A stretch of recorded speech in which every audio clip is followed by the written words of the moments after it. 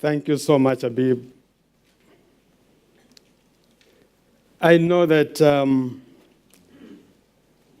when I first got a message from him about speaking to this audience, and I read through what they sent, and my mind was, among the P's that they had mentioned, he said, outlook at prosperity. Now, prosperity is a very frightening word in my context, because so many people have taken for granted and maybe abuse it in some way, that people who go to church, when they hear of prosperity, all they think is that their money is going to rain like manna on them and things will change overnight. So I was so frightened. However, as he has said, I'm Archbishop Chama from the Church of the Province of Central Africa. Central Africa, if you look at the map of Africa, we are not actually in Central Africa per se. Zambia, Botswana, Zimbabwe, and Malawi, they make up the province of Central Africa. We're not literally in Central Africa. And I remember when I talk about coming from Central Africa, people think I'm from the Central African Republic where they speak French. And they begin to speak French to me. I said, no, sorry, I cannot speak French. They said, but you're from Central Africa, how come? I said, no, I'm in a different Central Africa. That is Anglican geography. So that's where I'm coming from. Among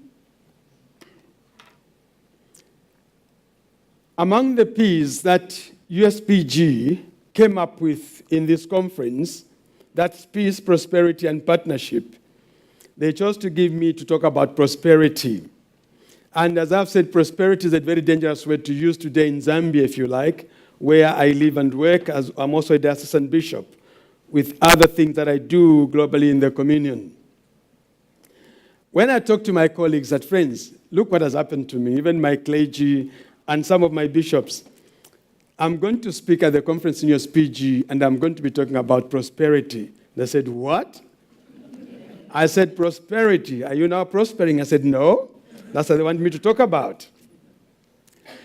And some of them said, are you now you Anglicans? Because for me, I've got friends across the spectrum, including Pentecostal bishops and pastors. They said, Your Grace, are you now becoming one of us? I said, no, I'm not becoming one of you, but I want to go and share what we mean by prosperity. Secondly, I'd like to thank Uspg for having invited me to come and speak and share in this conference. And certainly I count it as a privilege to come and share in this conference. One thing that I would like you to be aware of is that when I speak my native language, my mother tongue, we are normally fast speakers. But I'm conscious of people who might not have good hearing. So I'll try and be as slow as I can be so that you can pick every word that I'm going to use. Please, if you see or hear that I'm running with words, stop me. Because this takes me back to the college when I was being formed into a priest. A lady, may her soul rest in peace, Stella Broadbent, when I was doing elocution. She would make me stand at the far end there and say, now you are in the pulpit, you are going to preach, or you are leading a service in the church, Albert. I want you to speak slowly and speak every word so that anybody in the congregation can hear you. Otherwise, you lose the congregation. So I'm mindful of that.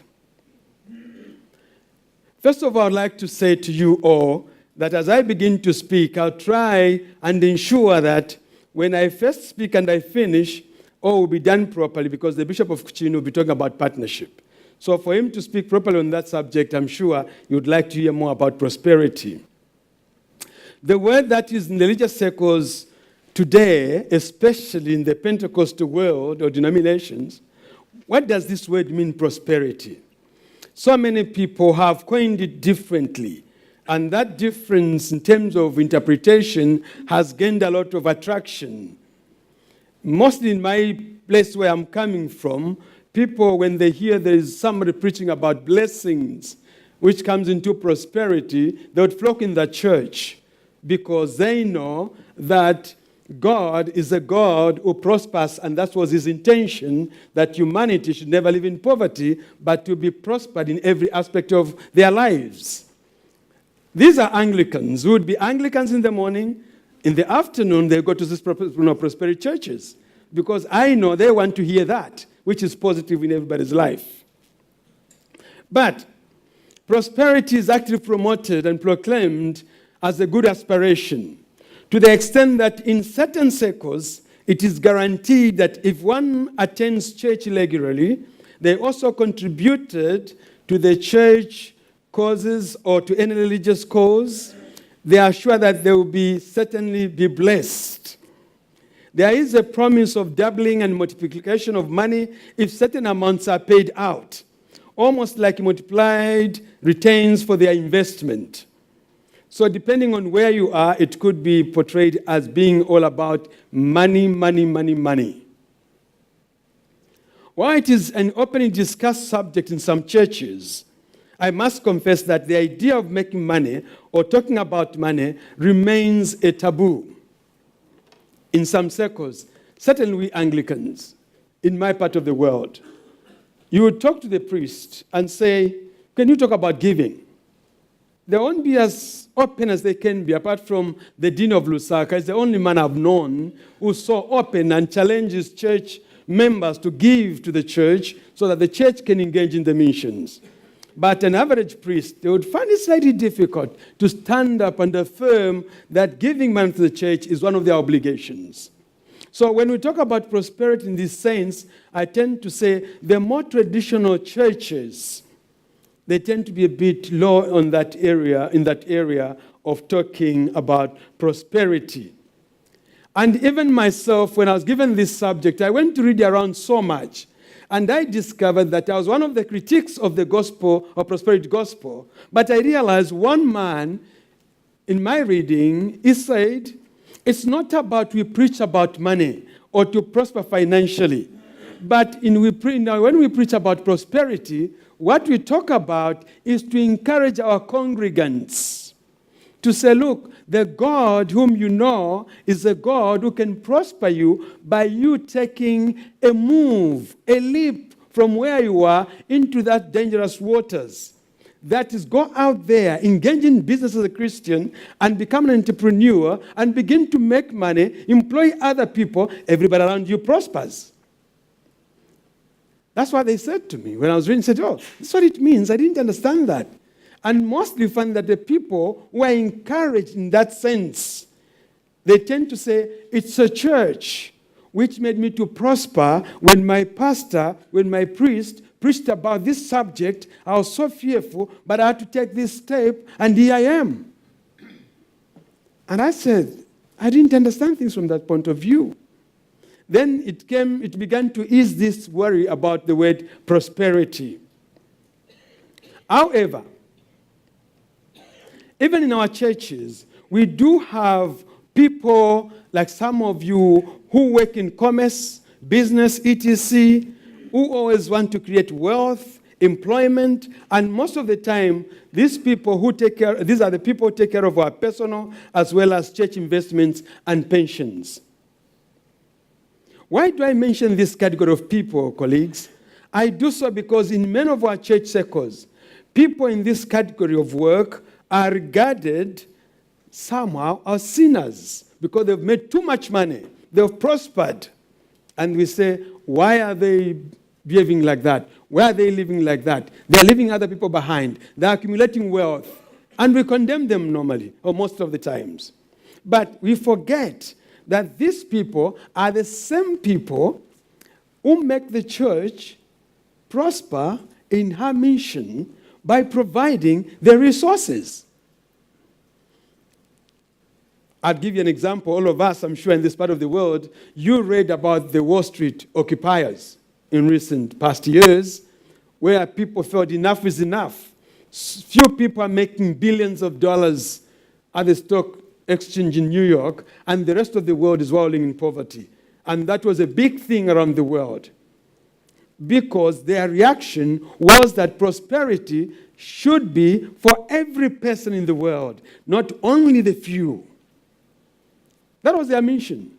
And I remember when it was happening, I'd gone to visit Trinity Wall Street in America, and I saw them just on the doorstep of Wall Street Trinity Church across the road. And I was like, what is going on that these are the people who are complaining about the wealth of those who make money daily in millions or billions of dollars? We forget that these people who work in these areas of wealth creation, they also add up to the mission of the church. They also add up to the mission of the church. Even though we might think they are doing unholy things, but there are people also who add up to the mission of the church, which the church have normally failed to acknowledge. Certainly, in my part of the world, when you begin to move that way, people begin to say, well, leave them alone. Those are people of the gospel messages. They talk about promising people mountains. But actually, the people themselves, they say, yes, I had to take a leap, I had to do ABCD. By testimony, they tend to achieve what they're yearning for. And because maybe we separate spiritual from the physical, that's why we do that. Just like in the early church, the Gnostics separated the spiritual from the physical. We also do that we cannot have money, we cannot have wealth, we cannot have prosperity because it might not be right with God. But that's not true, because we need that prosperity for us to be who we can be in the mission as a church. I find it unfortunate that those who have the skills and gifts for business and enterprise, and most of these, as we know, are our lay members that I've pointed out earlier, in most cases are not always affirmed or accorded the acknowledgement for what they bring as a mission to the church. And yet, I found that the Gospels, if you look in Mark, John, and Matthew, they contain such references to money, talents, gifts, and clearly all the apprentices of Jesus, or the disciples and apostles, were all business people. They were fishermen, commission agents, Levites in Matthew, tent makers, etc. I'm certainly sure that Judas was an accountant. After all, he was in charge of the group pace. So then, how shall we define prosperity as a church? It is undebatable that we serve a prosperous God. After all, is the earth not his, and all that it contains? It's also not debatable that he has given us the dominion over everything and commanded us to be creative just like he is. It is not just unfortunate that we have not been good stewards of the earth. Look at what's happened in terms of environment. He placed the earth in our care, but that is not the topic to today, because I can take the whole day or days to come talking about that area. We have heard the UN SDG-related definitions, which I dare say is challenging to both the church and the nations around the world. But how do we Christians, I come back, or the church define prosperity? And what do we mean by prosperity? We often talk about it, and I've heard it preached in sermons, but what it really is, we might not be clear as a Christian church. My concern lies with what the church people mean, because the SDGs are determined by the world body with a certain world view. The goals are commendable, and we are all being challenged to adopt them. I know Duncan was talking about, the question was asked by one of the speakers about how do we achieve the SDGs when we've got IMF on the other hand. That was a very good question that he asked. You have with SDGs, the world body, in their good faith, in their concern about the world, the well-being of the world, that is every person, no one should be left behind. Then you have got another body saying, yes, you can achieve that, but cut on employment in civil service, no increment in civil service, remove all the subsidies, ABCD, all those things which I would say austerity measures. Then how do you achieve them? There's a tension there. So in their good faith, of course, they do encourage us to say, adopt the SDGs, because that's how we are going to transform the life of human beings. However, an economic definition of prosperity is the state of being wealthy or having a rich and full life. An example of prosperity also is a person who's living a rich and full life with all the money and happiness he needs or she needs. An example of prosperity again comes in developing countries. If one is having basic luxuries, if you like, if you've been to a typical African village, there is no tap where the water is running. When people happen to be given that kind of water, running water, and maybe electricity now, they're doing rural electrification, people will say, yes, life is changing. We are trying to get something. We are prospering, and they'll be jumping about. However, there is also what we call prosperity theology, sometimes referred to us as prosperity gospel. The health and wealth gospel, the gospel of success, or the seed faith, is a religious belief among some Christians who hold that financial blessing and physical well-being are always the will of God for them, and that faith, positive speech, and donations, if you like, as I said, to religious causes will increase one's personal material wealth. The prosperity theology viewed the Bible as a contract between God and humans, that if humans have faith in God, He will deliver security and prosperity. You cannot deny that as a Christian. Anything that we cry to God for is about my well-being, health-wise, economic-wise, spiritual-wise, relation-wise, name it. That's what we pray for. That's what we yearn for. That's what we sit in the pews for, to listen to the sermons to encourage us in those areas. However, the Business Dictionary defines prosperity as a state of flourishing, thriving, good fortune, or successful social status. It goes on to indicate that prosperity often encompasses wealth, but also includes other factors that can be independent of wealth to varying degrees, such as happiness, well-being, and good health. I take these colleagues to be an all-round definition because it does not limit prosperity to money, but goes on to include happiness, health, and the general well-being of people. And for me, it is the mission of the church to ensure that humans are comfortable holistically. And I prefer this definition as well-being because it gives a holistic meaning to the term and allows me to think of my service to God's people as holistic rather than limited to only to matters of material or spiritual concerns. Someone shared with me that one day they were having a conversation with a friend who was a business person. In their discussion, this person said to this businessman, recently, he said, "You Anglicans are so lucky, or the church in general. If you were in the world, you could have been sued. Because in your preaching, in all that you bring out, is about prosperity, abundant life, good life, promising people all sorts of things. What you put out had never been seen to be achieved. Neither have you seen you delivering that. If you were in the world, you could have been sued for that. Because in business, when we're advertising something, it should be given out and should be the way we are putting it out. But you as a church, you are lucky. You are the only organization. Others would always be concerned about the legal aspects of things."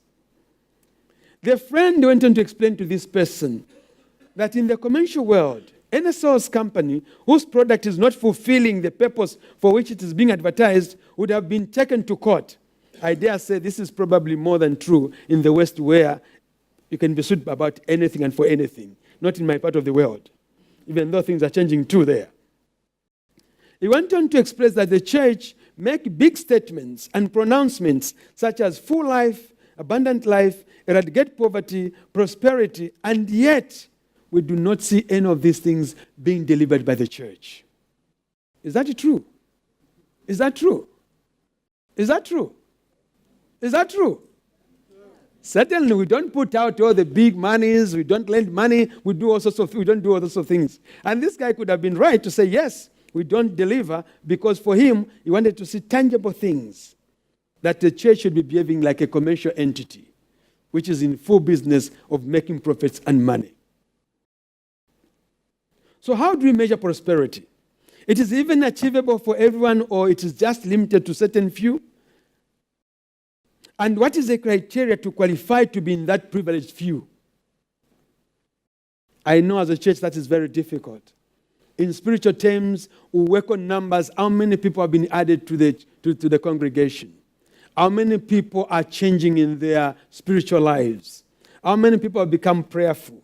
How many people are able to use their talents, their gifts to propagate and to grow the kingdom of God? Those are the measurements.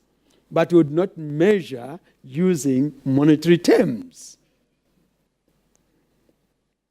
You see, I have so many questions. I must apologize, because if you thought that maybe I would provide all the answers, then I'm sorry about it. I apologize to you, because I want you to get thinking about these questions I'm posing. And what are the makers of prosperity? What do we use to determine that a person or a people, a community, a nation, a church is prosperous? Is it the opposite of poverty? Are we prosperous because we have a nice house, a large car, a large church, dressed in expensive attires, live in a certain part of the world or place? There seems to be many criteria being used. What are yours? Humanly speaking, you'd look at the things I've mentioned. Certainly. That's what would make you, my life is changing economically. If I was there, next year I'm moving there, I'm moving there, I'm moving there, until we say enough is enough. Sometimes it feels like the goalposts or rules are changed without the knowledge of all the parties, and everyone is left to define and determine criteria on their own. Is it prosperity on one side or prosperity for the whole? In our discussions, I'm very much involved in the mining discussions, meaning talking to the owners of the mines, both regionally and globally. We talk about, when you are mining, what are you doing? Are you only mining for your profits, or are you mining for the benefit of everyone?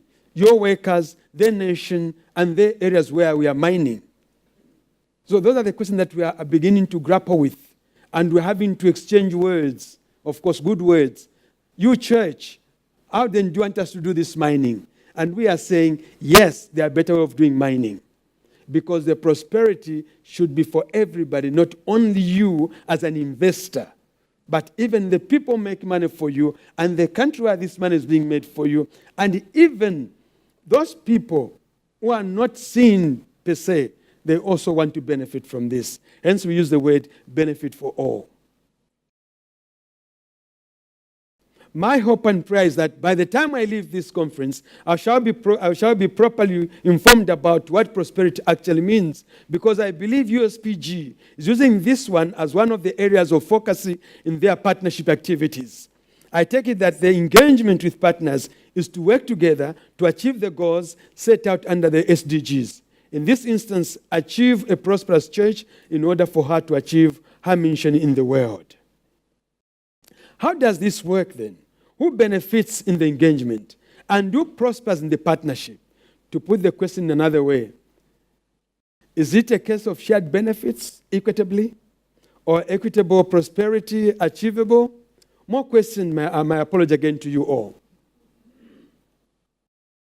How do we achieve this partnership? Is it about being equitable? Or is it about, Duncan talked about, it's not the us and them, but it's about us together. For me, that would mean that's the proper prosperity. It's about us together. It's not about the recipient and the giver of the gift. It's about, yes, I give to somebody because I want them to change their life, and also the recipient saying, yes, thank you, but I need some space. How best I can use this gift to the benefit of where I am and where you are. Then together we build the kingdom of God. For me, that is an equitable prosperity. And like where the giver has got an upper hand, the receiver has a lesser hand in it. Let me share with you my personal experience in the context where I am. Many of you have been to Zambia, in particular. Though I'm Archbishop of Central Africa, but I'm a Zambian by nationality, and I'm also a diocesan bishop. I live in a country which is so huge. It is 752,000 square kilometers, with a population of 16.5 million now. That's where we are. Don't worry about the Victoria Falls. Just look at Zambia on the other side. It's quite huge. People say Britain goes twice in Zambia. We are very few, and we've got this vast country. In this vast country, there is a province which is endowed with minerals, that is Copper Belt, and where I live actually in Kitwe. It's located in the heart of Zambia, and copper is one of the main export products, a primary commodity that is sold in the market that determines the basic price. If I go back in history, the end of colonial rule meant mass departures and handing over of roles to indigenous Africans. This seems to have taken place simultaneously in government and the church, mirroring each other. The post-colonial challenges for a new nation and governments were that we were obliged to develop and provide for the welfare of all areas of the countries, not only the places where the minerals were mined, but every part of Zambia.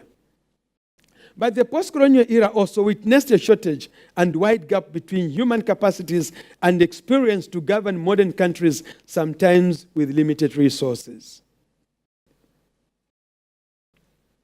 But this kind of scenario was not only peculiar to the government, to the political powers be, the counter time when they came to power, but it was the same in the church. Remember what I said about the price of copper being determined by the buyers outside and not in the hands of the producer. Well, that has still not changed even today. That means basically that the wealth of Zambia and other developing nations is held and determined by the forces outside our sphere of control.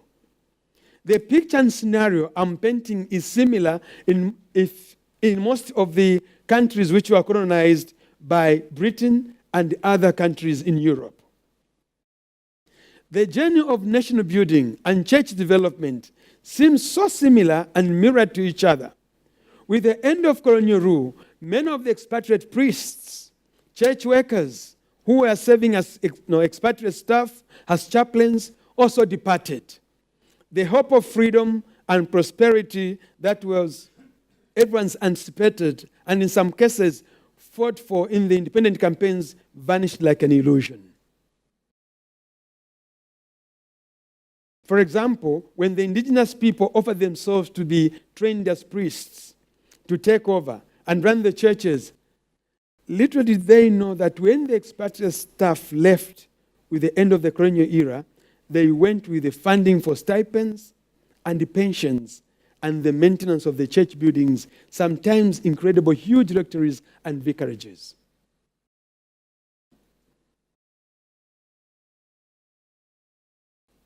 Today, these are still same issues that the church in Africa is grappling with. When you have an expatriate priest, stipend is secure, pension is secure, but a local person, I was moved one day during my time of interacting with my colleagues on the continent, where in one country they said a pension in the church, a contract between a church and a priest, guaranteed all the rules of labor laws, and they looked at me like a mad person. Then I said, but is it strange? They said, no. That would be like any other job. Because for them, God had caused them to serve as priests, as pastors, finish. Anything else was left to God to look after. I couldn't believe it. This is like a young person growing up with parents who one day decided to leave and take all the survival means, just before she or he attained 18 years. So when one day the young man or woman is thriving, dependent on his parents, and the next day is left alone or she's left alone with little or no means to fend for herself or himself, the reality is that many who have felt a calling from God at that time to save find themselves incapacitated because no good foundation had been put in place for their role and security, current and their future. Because currently, in some dioceses, as I've said, and priests do not receive stipends, no pensions in sight, and yet the church uses them like tools before abandoning them to their own devices later. This is not only peculiar to the church, but to the general populace in the developing nations. Now, this is a very sad story. And this is a reality. It's not a story I'm putting here. It's a reality speaking to people who were told, here's the Bible, God has called you, go and preach the gospel. Don't talk about business. Don't talk about prosperity. Don't talk about anything. Go out there. God will look after you.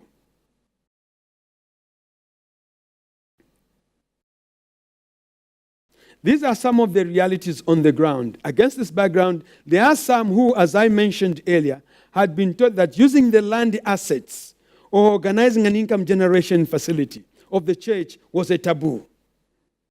Unfortunately, this line of thought continues, and some lay and priests continue to think that way even today.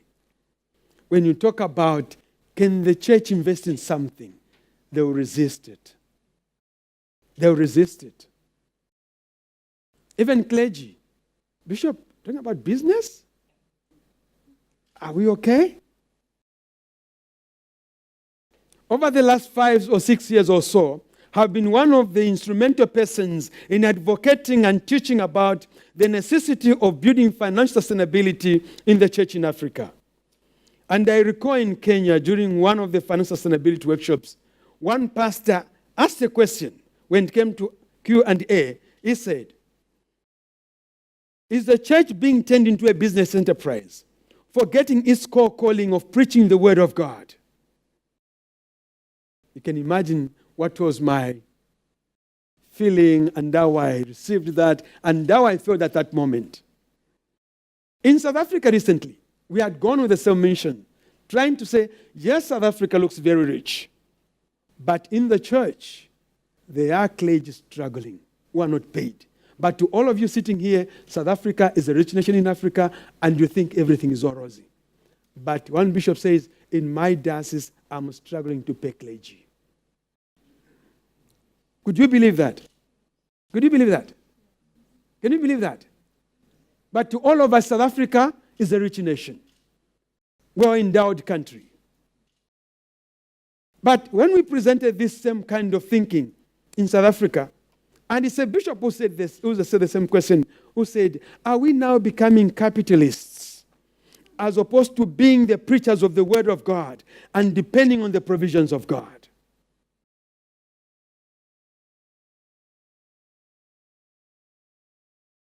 My mind was shattered.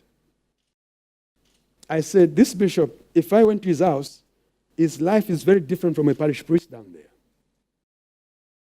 But I had to hold my patience and for the good of everybody in the room.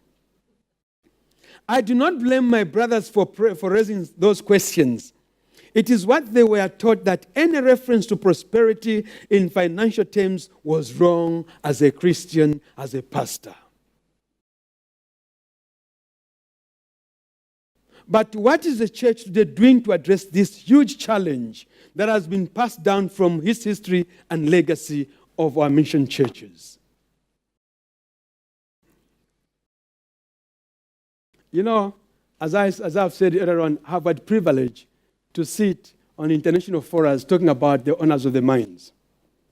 I discovered the Church of England has got so much money in the extractive industry. They are in gas, they are in oil, they are in minerals, they are all over the place. And they are making millions of dollars and pounds, if you like. Yes. It is recently they published they had made 10% retention on their investment globally. And that amounted to a lot of money. But that was never passed on to us to say, as we leave, you should also be doing the same.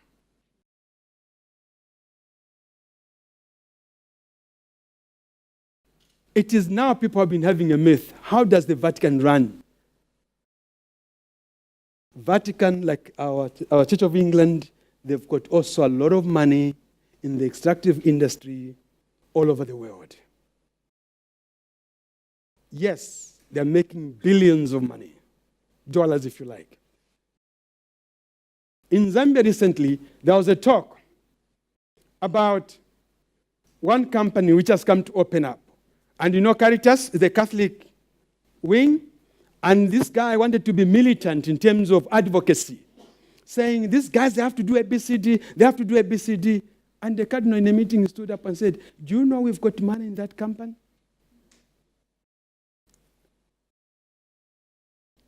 This guy stopped talking. The bosses have spoken. Do you know that we've got money in that company? As Vatican, we've got a huge stake in that company. So when you are talking, be very careful. But to an ordinary person in the pew, they do not think that all this I'm talking about is about creating resources for the mission of the church in the name of prosperity. And when I mentioned this to an ordinary priest, ordinary congregant, I said, you know the church has got too much money even in this mine. For example, one mine, KCM, in Zambia. The Church of England had to disinvest. In England, there was protests about taxation issues. But quickly, the church commissioners went and pulled out their investment from that money. Because they realized, from that company, they realized there were Anglicans who worked for that mine, and these guys were cheating the government. They were boasting around the world. We bought a mine so cheaply, and we have made so much money within the few years. The Church of England quickly went to disinvest from that mine. Of course, it was good sense of doing things because they realized they were their own people working for those mines. So all this, as a church in the West, has been doing that. But to us, prosperity, if you talked about it, was about being a sinner.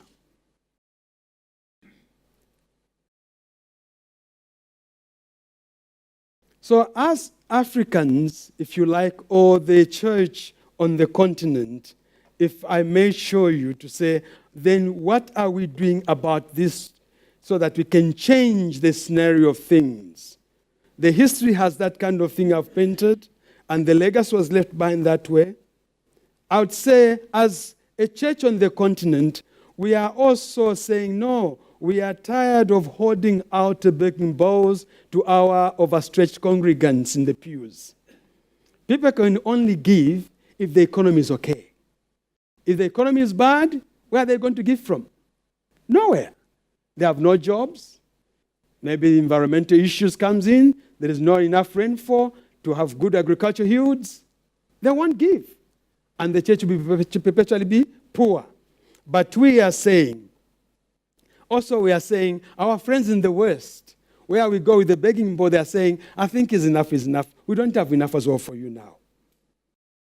Because I recall the early days when I was being formed as a priest, you wrote a letter to England, the man will come following the letter tomorrow.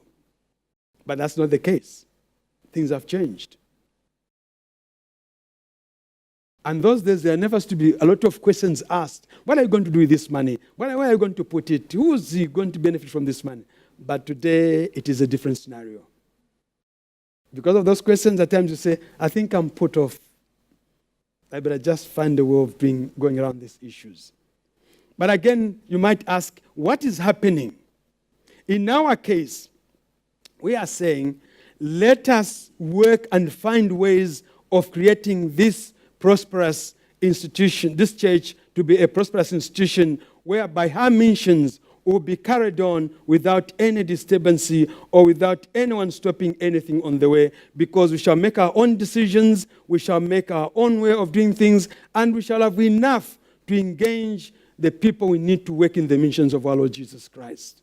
Today we cannot pretend. You cannot just pick up a priest for the sake of calling. You need brains, you need education. You need all sorts of things to make somebody an effective priest. Therefore, if you're going to get good people with good education, good intelligence, yes, the calling is there, but also you have to look after them. Hence our creation of workshops, which we call peer mentoring workshops.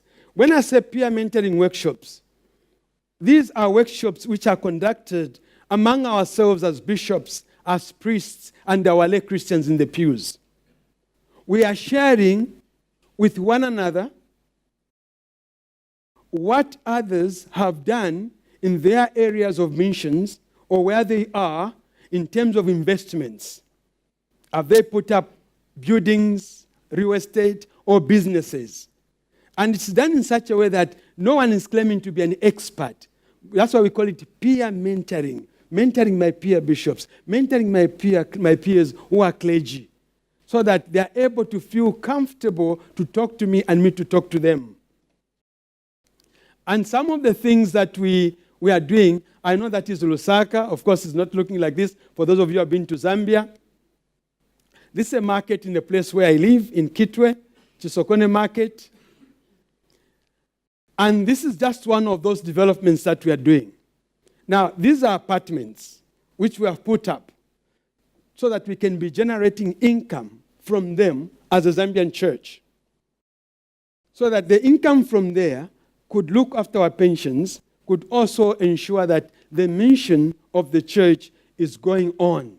And also to ensure that some of the rural dioceses where resources are not forthcoming because of the nature of their economic situations, they'll be able to benefit and continue in the mission of our Lord Jesus Christ. This is from Lusaka Diocese. It's an office block they've just put up.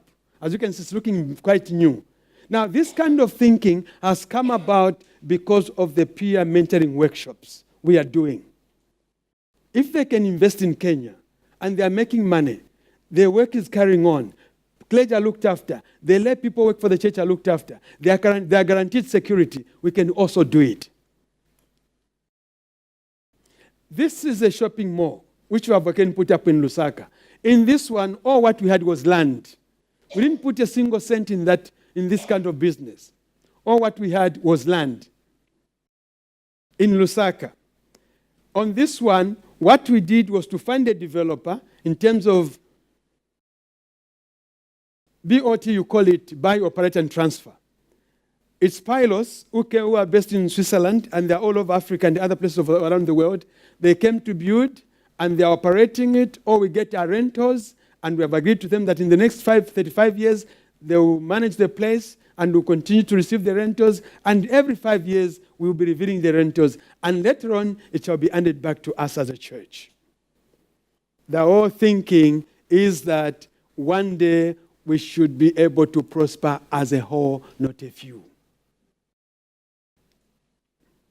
These are some of the apartments, the houses that we have, again, within Lusaka as a Zambian church. We do get rentals from there, which goes in the missions. These are some of the things that most African countries are doing. This is a hostel, university hostels. They're owned by the Diocese of Kumasi in Ghana, but the understanding that they are built on the land of the University of Kumasi. After a period of time, the church will be getting rentals from there for over 20 years or so. And then later on, they shall be earning the properties to the university. They will have made money out of that. And now the bishop was telling me, who was the Archbishop of West Africa, was saying actually they could discuss to carve that part and be given to the church completely for using it eternally, if you like, because it's a church. And some of the places, some dioceses, like they are building this, is one of the dioceses in Zimbabwe, in Daramombe. It's a mission place. They are extending the dormitories and the school so that it can be turned into a proper school for everyone in that area, whether in rural areas, urban areas, they'll be able to access good education. This is in Gambia. Again, it's a small shopping mall for stores. They rent, they get something from there. This is what the church is doing. Now, in doing all these things, the church, I would say in short, it is all contributing to the GDP of the national states where these things are taking place. I'll tell you about them more in Lusaka much more because that's where I know most of the things. It's because there are about 400 people employed in that mall by different shop owners. That means people have got jobs. In turn, they support their families. And also that property, they are paying taxes to the state. Apart from paying taxes to the state, they are also ensuring that this kind of business is going to be there for a long time. So it's not only the church, but there is a multiplier effect. I come back to my famous word, prosperity for all, not only for the few privileged. I firmly believe that creating wealth and jobs means members can participate fully in the life and mission of God in their context. But it seems a big catch-up experience, as I've said, from the legacy and the history. Global settings today require global collaboration, so your help is still needed to help the church in the developing nations to reach a place of independence, financially for the mission of the church to continue prospering. Allow me to use the platform again to say some of the gaps which were created. I know after independence, Uspg continued to create capacity in the leadership of the church by providing training. And I'm one of those who benefited. That's 20 years ago, but I'm still in the church. I know there were debates to say you educate them, they'll run away. They're going to find good jobs somewhere else. I remember the colleagues I was with in Birmingham that time. There was this debate when I get back home, this will happen, that will happen, that will happen. But fortunately, I would count on my fingers. I was saying to a baby, do you remember this one? Do you remember this one? Do you remember that one? They are all in the church. And I'm in the church. I was a very young priest at the time. I never knew I'd become a bishop, later on archbishop, later on to do whatever I do for the church. But Uspg, you did create that kind of situation where you said no more missionaries, but build the local capacity. And for me, I feel that as part of this prosperity I'm talking about, when that was withdrawn, that scholarship, the bursaries that you are giving to us to come and train so that you can develop the capacity, like me, you meant a lot. And that has changed a lot of thinking in the current leadership. But remember, I don't want to tell you how many years I've remained with to retire. I've got very few years to go. I might look younger, but I'm not that young. I've got very few years to go. Which means my generation who attend that capacity building are all going to retire. Then what happens to the gap? We are back to square one. So my appeal to you is that bring back that kind of capacity building. Bring back that kind of capacity building. Not necessarily to bring people to England, but you can train people in their local settings where they are, but all is needed is to provide the means. I'm sure that if you came to Zambia, you look at my peers who are my fellow bishops or my brother bishops, we are of the same age and we shall go at the same day, at the same time. To be like David of Lusaka goes tomorrow, I go the following day. Robert goes the other day, one goes the other month. So there will be a total different people leading the church. But without enough capacity, we are heading backwards instead of forward. So I'm saying to you, please bring back that. Because many of our leaders, not only the clergy, but even the lay leadership, has benefited and they've continued to take the church forward. I remember some of the people like Peter Makasi in Tanzania, was doing MBA in business management, is still in the church. 20 years ago, I still remember the names of my colleagues. We are still in the church. He was a lay person, not a ordained person. So we are saying that kind of thing is going to continue on the road of prosperity in terms of raising the capacity of the leadership. Of course, this would be addressing the legacy of shortfalls in ensuring that human capacities are being built, and the mission of the church was not dependent on the missionaries, but to say local people, you are able to do things. Many of us, as I've said, including me, benefited from this kind of support, and we have continued to work and carry the church into prosperity for the success of our mission as she takes a holistic approach to service and ministry. I would urge you to consider the introduction of that training support that some of our senior clergy should continue to benefit. In conclusion, we need each other again. I repeat this statement. On this prosperity journey, if you can continue to support us, we'll continue to explore ways of building the sustainability of the church and creating opportunities and mechanisms that can prosper our communities so that they too can attain better lives, both spiritual, materially, and otherwise. Ministry and service are holistic and should be viewed as such. Thank you for your attention.